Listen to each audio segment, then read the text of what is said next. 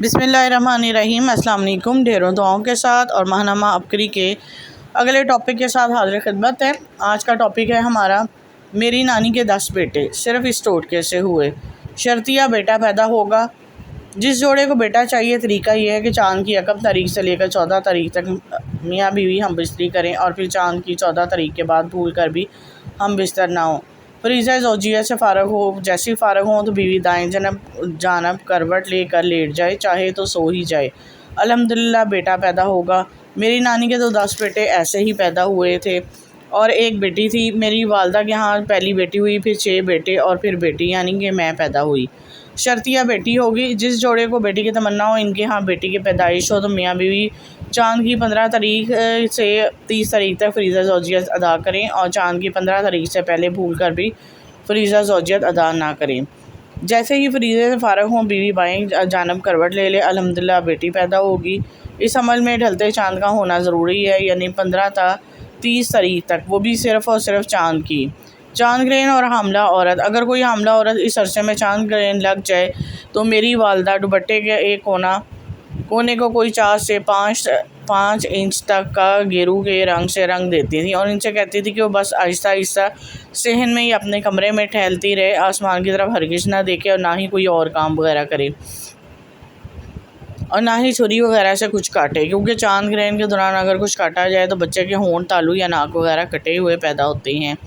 अगर आसमान की तरफ से हमला देखे तो वो जो बच्चा पैदा होगा वो ऊपर ही देखता रहता है।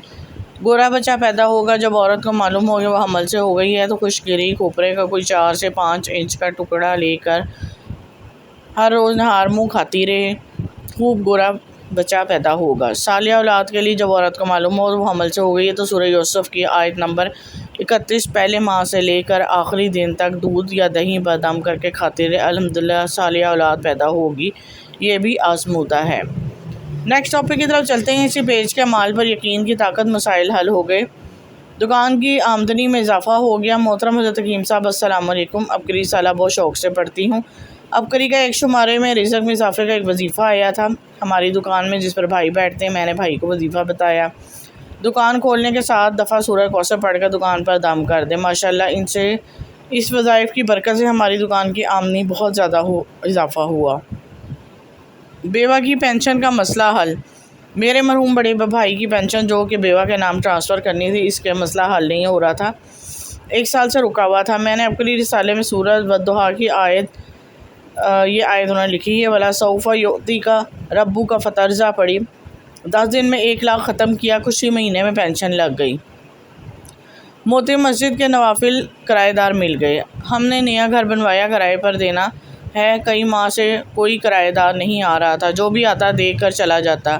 हालांकि किराया मुनासिब ही था, फिर भी मैंने मोती मस्जिद के नवाफिल इस नीयत से पढ़े कि जल्द अच्छे किराएदार आ जाएं। 3 दिन हुए थे कि अभी नवाफिल अदा करते हुए चौथे दिन किराएदार आ गए। घर का फ़र्द सही सलामत वापस आ जाए। अगर घर का कोई फ़र्द घर से बाहर गया हो लेकिन शाम तक घर ना आ रहा हो या बहुत ही लेट हो गया हो तो इस नीयत करके या रब्बे मूसा या रब्बे कलीम बिस्मिल्लाहिर्रहमानिर्रहीम खुला पड़ा जाए तो कुछ देर बाद वापस आ जाएगा। बकिया इसका हिस्सा पढ़ते हैं।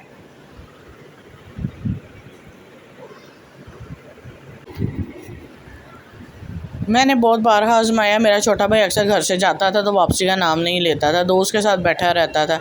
मैं जब भी ये अमल किया वो फ़ौरन घर आ गया। इसके अलावा कोई चीज़ गुम हो जाए तो मैं यही अमल करती हूँ, गुमशुदा चीज़ फ़ौरन मिल जाती है। घरेलू अशिया मैं खुद ठीक करती हूँ। सूरह कुरैश या हफीज़ु इस्लामों का दम किया। बहुत बार आजमाया, घर में कोई इलेक्ट्रिक चीज़ ठीक ना हो रही हो या काम ना कर रही हो, मसलन वॉशिंग मशीन, फ्रिज, जनरेटर वगैरह, तो मैं इस पर दम करती हूँ और साथ शहादत की उंगली से इस चीज़ पर कहफ लिख देती हूँ, जिससे वो चीज़ बेहतरीन चलना शुरू हो जाती है। अमल मेरा बारहा आजमूदा है, आजमाया हुआ है। आगे इसी पेज का एक और टॉपिक है, बादशाहों की ज़िंदगी में इस्लाम का असर। ये काजी शेख अज़दीन बिन अब्दुलसलाम का वाक़या है कि काजी साहब मुल्क सालिया सुल्तान दमिश्क से महज इसलिए नाराज़ होकर गए कि सुल्तान ने शहर सईद और किला शकीफ़ गैर मुस्लिमों के हवाले कर दिए। काजी साहब की नाराज़गी का ये आराम था कि उन्होंने खुतबे में सुल्तान ने दमिश्क का नाम तक लेना तर्क कर दिया। सुल्तान की मुलाजमत छोड़ कर मिस्र से चले गए। मुल्क सालिया सुल्तान दमिश्क के काजी साहब की नकल मकानी का इल्म हुआ तो उन्होंने अपना एलची इनकी खिदमत में भेजा और एलची को ताकीद की वो काजी अज़दीन को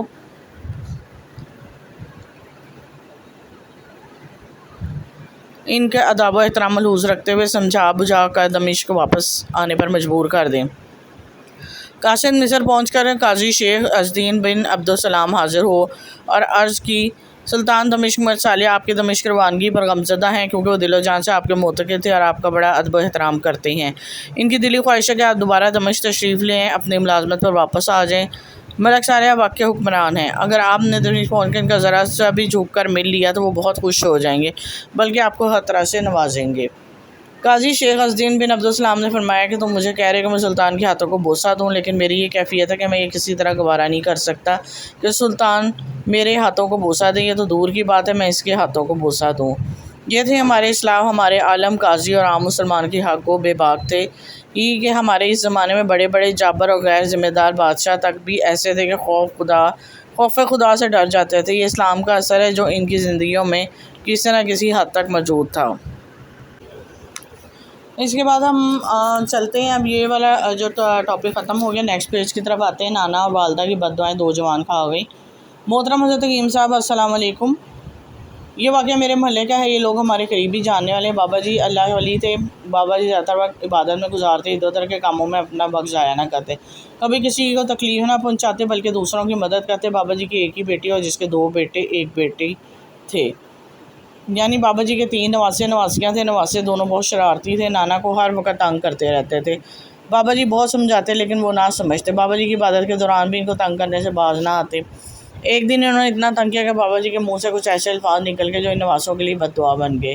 ان دونوں بھائیوں نے اپنے نانا کو ہی نہیں بلکہ اپنی والدہ کو بھی عمر بتایا۔ ماں کا دل بہت نرم ہوتا ہے، بچوں کی غلطیاں شرارتوں کو نظر انداز کرتی رہتی ہے۔ ماں کا رتبہ اتنا عظیم ہے کہ ہم خدمت کر کے بھی اس کا حق ادا نہیں کر سکتے۔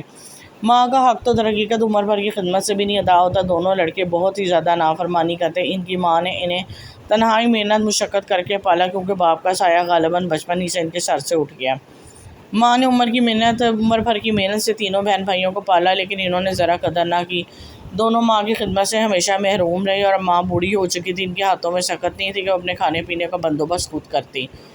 اس نے اپنے بیٹوں کی شادیاں کی، لیکن بیویاں بھی بدقسمت اپنے شوہر جیسی خود غرض نکلیں۔ ایک ہی گھر میں رہتے ہوئے ساس کو روٹی تک نہ دیتی اور نہ ہی اس کا کوئی کام کرتی۔ زندگی اسی طرح گزرتی رہی اور اتنی ضعیف ہو گئی کہ چلنا پھرنا مشکل ہو گیا۔ پھر بیمار پڑ گئی۔ بیٹے اور بہوؤں کا ایسا دل پتھر کا تھا کہ کبھی ماں کو نہ پوچھا نہ ڈھنگ سے علاج کروایا۔ ان کی ماں اکثر ہمارے گھر آیا کرتی تھیں اور میری والدہ کے ساتھ دکھ سکھ کیا کرتی تھی۔ بیماری میں تقریباً 8 برس بستر پر ہی گزر گئے۔ جب انتقال ہوا تو ان کی جسمانی اور دماغی حالت قابل رحم تھی۔ میری والدہ بھی دیکھ کر آئی تھیں۔ محلے والے دیکھتے اور افسوس کرتے اور بیٹوں کو برا بھلا کہتے جاتے۔ جسم پر مچود زخم قابل رحم حد تک پرانے ہو گئے تھے، گویا جسم ہڈیوں کا ڈھانچہ تھا۔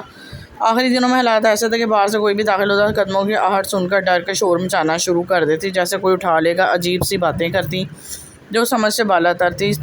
اس ماں نے تنگ آ کر اپنے دونوں بیٹوں کو ایسی بد دعا دی کہ ان کا حال عمر بھر برا ہی رہا۔ بڑے بیٹے نے قرآن پاک کے کچھ پارے حفظ کر رکھے تھے، مکمل نہیں کرنے کی توفیق نہ ہوئی۔ نہ علم پڑھا، نہ زندگی میں کسی قسم کی ترقی۔ دونوں بھائی ایک ہی گھر میں رہتے تھے، مکان بھی خستہ اور زندگی ویران تھی۔ دونوں کے ہاتھ عمر بھر اولاد نہ ہوئی۔ اس طرح دونوں بے اولاد اور بے نشان ہی دنیا سے چلے گئے۔ دونوں کی زندگیاں دیکھنے والوں کے لیے نشان عبرت ہے۔ محلے داروں کا انجام تو توبہ کرتے نظر آتے ہیں۔ دونوں نے نانا اور ماؤں کی بد دعاؤں کے بجائے بد دعائیں سمیٹ لیں۔ جی یہ بھی ایک سبق کا موسٹ ٹاپک تھا۔ بے شک کہ بڑوں کی دعائیں لینی چاہیے ہم سب کو۔ آگے چلتے ہیں۔ بیماریوں کا مجموعہ عبقری حویلی کی شفائی ہوا سے صحت یاب۔ رزق میں برکتیں مل گئی۔ محترم حضرت حکیم صاحب السلام علیکم۔ ارشد راز سے ایک اچھی کمپنی میں بطور انجینئر کام کر رہا ہوں۔ سیلری بھی اچھی ہے لیکن برکت نہیں ہوتی۔ سیلری 2 تاریخ کو ملتی ہے، 15 تاریخ تک تمام پیسے ختم ہو جاتے تھے، پھر اگلے 15 دن ادھار پر گزارا کرنا پڑتا تھا، جس کو لے کر میں بہت پریشان تھا۔ گھر میں پیسوں کی وجہ سے اکثر بیوی سے لڑائی جھگڑا عام تھا۔ عبقری سالہ تقریباً 2 سال سے پڑھ رہا ہوں، جس میں عبقری حویلی احمد پور شرقیہ میں ہونے والے چلے کے بارے میں پڑھا۔ اس لیے سے کہ گھر میں خیر و برکت آ جائے، 2 دن پہلے عبقری حویلی احمد پور شرقیہ میں ہونے والے چلے میں شرکت کی۔ وہاں پہرے کی جماعت میں مجھے خدمت کا موقع ملا۔ دل جمی سے پہرے کی خدمت سر انجام دی اور چلے میں ہونے والے وظائف کیے، جس سے دلی روحانی سکون میسر ہوا۔ خدمت کے بعد گھر آیا تو بیوی نے بھی ہنس کر استقبال کیا۔ پہلے جب گھر آتا تھا تو بیوی لڑائی جھگڑا کرنا شروع کر دیتی تھی، جو اس کی عادت بن چکی تھی۔ میں نے دل میں سوچا کہ عبقری حویلی کی جانے والی خدمت سے اللہ نے قبول کر لی۔ اگلے ماہ ملنے والی تنخواہ میں بہت ہی برکت ہوئی، اور جو 15 تاریخ کو پیسے ختم ہو جاتے تھے، اب ماشاءاللہ راشن میں بھی برکت ہوتی ہے، تنخواہ میں بھی برکت ہو جاتی ہے۔ بیماریوں کا خاتمہ، روحانی سکون میسر۔ محترم حضرت حکیم صاحب السلام علیکم۔ اگر میں اپنے آپ کو بیماریوں کا مجموعہ کہوں تو جھوٹ نہیں ہوگا۔ شوگر، بلڈ پریشر، جسمانی درد میں مبتلا، گھر میں ہر وقت چارپائی پر پڑا رہتا تھا، یہاں تک کہ پانی بھی خود گلاس اٹھا کر نہیں پی سکتا تھا۔ میں اپنے آپ کو گھر والوں پر بوجھ سمجھنا شروع ہو گیا۔ عبقری رسالہ پڑھتا رہتا تھا، جس میں دیے گئے ٹوٹکوں وظائف کے دولت اپنی بیماریوں کو ختم کرنے کی کوشش کرتا تھا۔ عبقری رسالے میں عبقری حویلی کی خدمت کرنے والوں کے مشاہدات پڑھے تو بس دل میں آیا کہ عبقری حویلی احمد پور شرقیہ جا کر خدمت کروں۔ ہفتے کے اندر عبقری حویلی گیا، وہاں مجھے پودے کو پانی لگانے کی خدمت ملی، بہت خوش ہوا۔ تقریباً 15 دن خدمت میں مامور رہا۔ ان 15 دنوں میں مجھے محسوس ہی نہیں ہوا کہ میں سالوں سے بیمار ہوں۔ اللہ پاک نے میرے جسم سے درد، تکلیف سب دور کر دی۔ میں اپنے آپ کو تندرست محسوس کرنا شروع کر دیا۔ میرے اندر جو بے چینی کی کیفیات تھی وہ بھی ختم ہو گئی، روحانی سکون ملا، رزق کی قدر آ گئی۔ محترم حضرت حکیم صاحب السلام علیکم۔ رواں سال میں ہونے والے عبقری حویلی احمد پور شرقیہ میں روحانی چلے میں شریک ہوا، اعمال اور وظائف کرنے کا موقع ملا، اس سے پہلے کہ میری زندگی میں اعمال وظائف نہیں تھے۔ عبقری حویلی احمد پور شرقیہ پہنچے تو میں نے اپنے آپ کو خدمت کے لیے پیش کیا۔ مجھے لنگر کی تقسیم پر خدمت ملی، صبح دوپہر رات کے لنگر تقسیم میں اپنی خدمت سر انجام دی۔ یہاں تک خدمت سے مجھے بہت کچھ ملا، ان کے ساتھ میری زندگی میں ایک بہت بڑی تبدیلی آئی۔ مجھے کھانے کا قدر کا پتہ چلا، پہلے میں اور میرے گھر والوں کو کھانے کی قدر نہیں تھی۔ کتنی بار میری اہلیہ نے باسکٹ میں ڈالا، ناقدری کی، رزق کی۔ اب عبقری حویلی احمد پور شرقیہ میں خدمت کر کے گیا ہوں تو گھر والوں کی رزق کی قدر کے بارے میں بتایا، تو اب میرے بچے ایک نوالہ بھی ضائع نہیں کرتے۔ کوئی بھی کھانے پینے کی اشیاء ہم ضائع نہیں کرتے، اگر کھانے پینے کی اشیاء زیادہ تر ہیں تو کسی ضرورت مند کو دے دیتے ہیں اور ضائع نہیں کرتے۔ اس عمل کے اثرات ہمیں جاگتی آنکھوں سے نظر آ رہے ہیں، رزق میں برکت آ گئی اور گھر میں سکون۔ جی یہ سارے ٹاپک تھے جو میں نے آپ کو پڑھ کے سنائے، اس دفعہ کے یہی مناسب اور بہترین ٹاپک مجھے لگے جو میں نے آپ کے سامنے رکھ دیے۔ امید کرتی ہوں آپ کو یہ ٹاپک پسند آئے ہوں گے۔ صدقہ جاریہ کے طور پہ اس کو شیئر کر دیا کریں میری ویڈیو کو، اور اب تک کے لیے اجازت دیں۔ چینل کو سبسکرائب کرنا مت بھولیں اور دعاؤں میں یاد رکھیے گا۔ اللہ حافظ۔